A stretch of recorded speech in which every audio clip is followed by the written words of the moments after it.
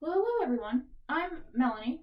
I am a science teacher and I have a challenge for everybody today. Okay, so I would like to talk about bubbles and its properties with water and soap. Well, I'm just going to give you a little bit of an introduction before I give you out the challenge.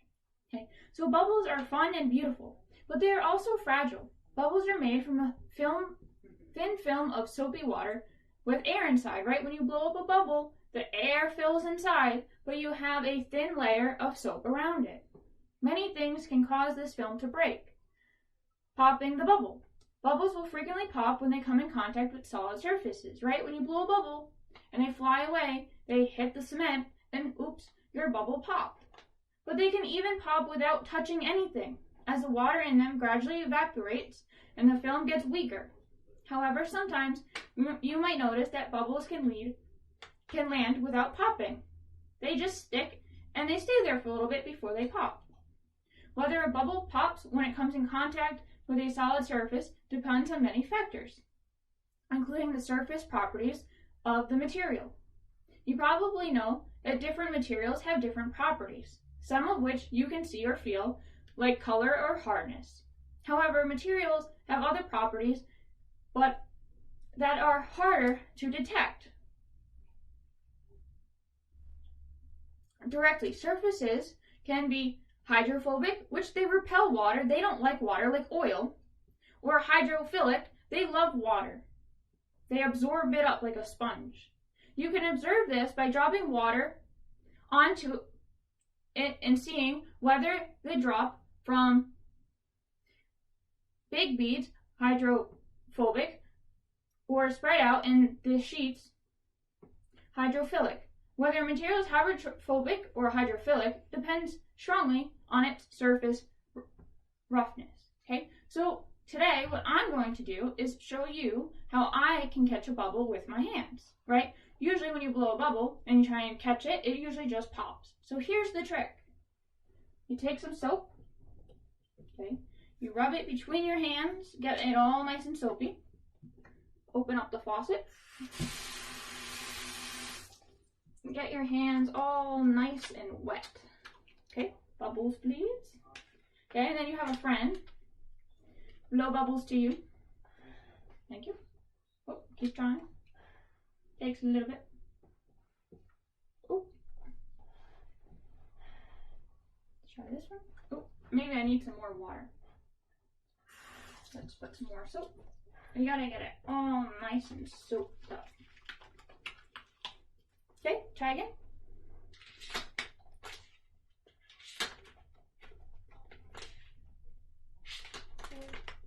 Oh, no problem.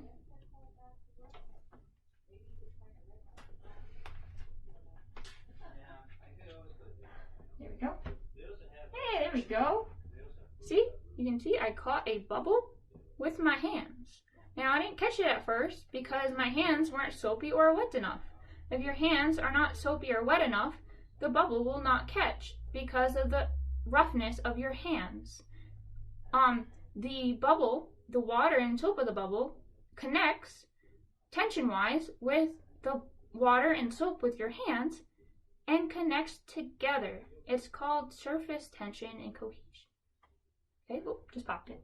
Okay, so my challenge to you guys is to check out which materials will a bubble stick to. So I want you to blow a bubble and you can check any materials out in your house. So you can try paper. Will it stick to paper if you blow a bubble? Will a bubble pop or stick to aluminum foil? Will it stick to felt? Maybe a book cover. Would it stick to tissue? Or maybe would it stick to a rug or your floor? Now, remember, before you start to blow any bubbles at all, make sure you get a parent permission. And I would really love for you guys to submit your answers of what you've tried, what materials you've tried, and whether or not it's stuck or pop in the comments, okay? So that is my challenge to you. Thank you guys for listening. Hi everyone, this is Miss Chris from the Woonsocket Harris Public Library. Thank you, Melanie, for your science challenge today. I accept. Today's topic is surface tension. Surface tension is the skin of a liquid that allows it to resist an external force. Today I've chosen a few objects that I'm going to attempt to blow bubbles on to see if the bubble stays or immediately pops. I'll be wearing my safety glasses so that I don't get bubble solution in my face. So my first attempt at blowing bubbles will be on the top of this plastic container. Taking your standard bubble solution that you get at the dollar store. I just put it into a different cup so I can get it a little bit easier. Ready? Well, it did stick here to this surface. Let's see if I can get it right on top. And it did stay right on the top of the plastic Maxwell House container. Can I get it to stay on a piece of paper? Let's see. It's a flat, smooth piece of paper, bright orange. Several did stay, several also popped at the same time. What if I tried using this colander that has nice holes in it? Will it stay or will it pop? Actually, I'm going to start right over here.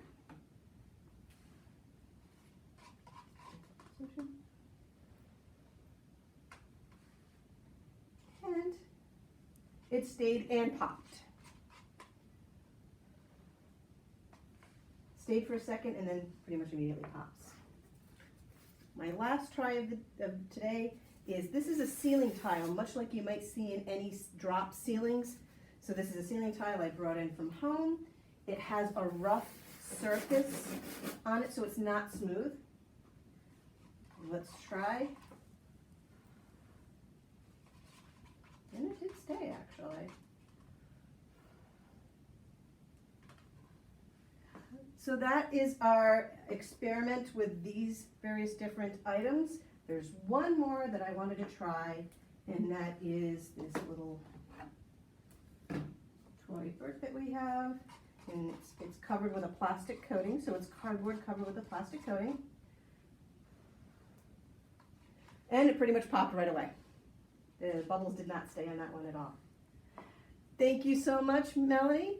So I'm going to offer up a challenge to my friend, Miss Gabby, and see what she can do with bubbles and surface tension. See you soon. Hi everyone, I'm Miss Gabby, and thank you Miss Chris for volunteering me for this competition. So I'm going to put on my safety goggles, and we're going to see if on my items the bubbles stick or if they pop.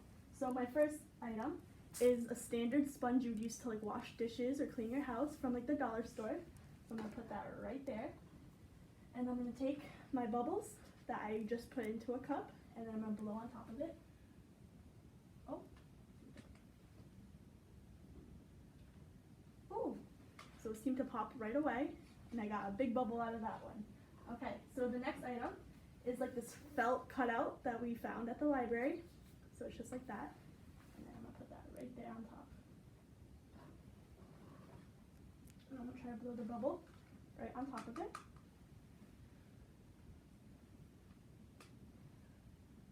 Oh, it seemed to pop right away too. And then the first one bounced right off of it. Okay. And then the next one we have is a book from our collection at the library. It's the VFG. And then I'm just going to put that right there. And I'm going to blow the bubble on top of that to see if the book cover would pop it or keep it there. Oh.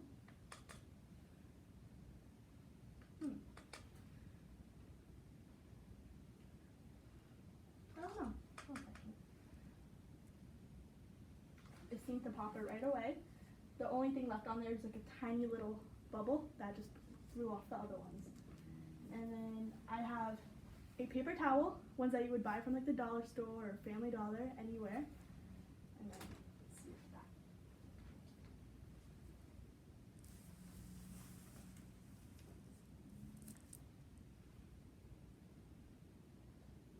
Alright, so what seemed to happen was the minute the bubble went onto it, the paper towel absorbed it, and the bubble just completely vanished and soaked into the paper towel, which is really cool.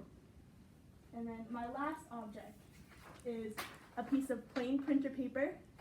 It's not cardstock or anything, it's just an ordinary piece of coloring paper that you put into a printer. And then, okay, so it seemed that one giant bubble stuck onto it, so all the bubbles that I blew formed together, and it got stuck onto that one paper, and it just popped. But so those were my items. Thank you for challenging me, Miss Chris. So I'm gonna invite you back up here, and we're gonna see if we can take bubbles onto our hands and hold them and juggle them together. Bye. Thank you, Melanie, for the challenge.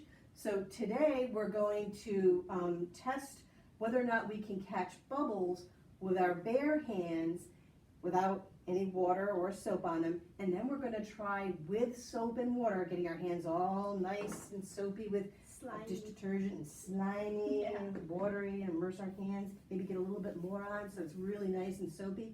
And we'll try and Catch them. the bubbles in our hands. Maybe we can even try juggling them. Ooh, let's see Yeah. that. So first we're going to try it with dry hands. Wearing our safety goggles. I'm just gonna press the button.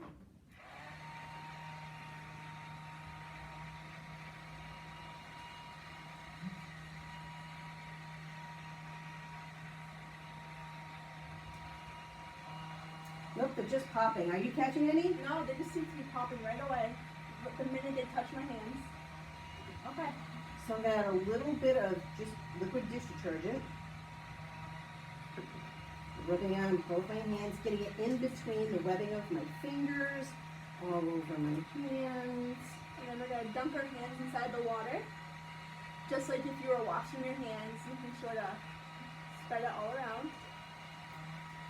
And then you're gonna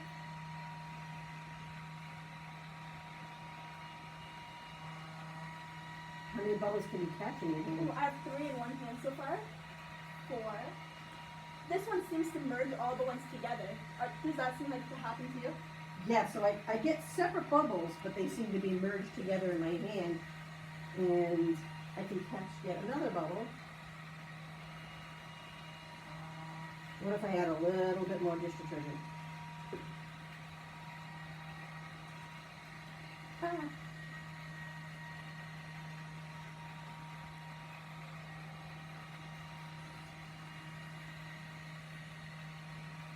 Oh, I merged my bubbles from both hands together into one giant bubble.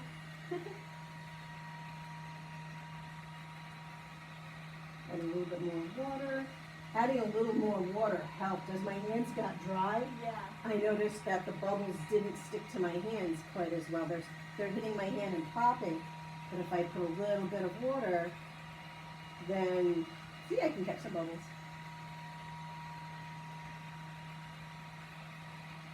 So thank you, Melanie, for this fun science challenge. And we hope to see you next time with more fun challenges. If you have a science challenge, put it in the comment below, and we'll see if we can duplicate your science challenge. Thank you. Bye.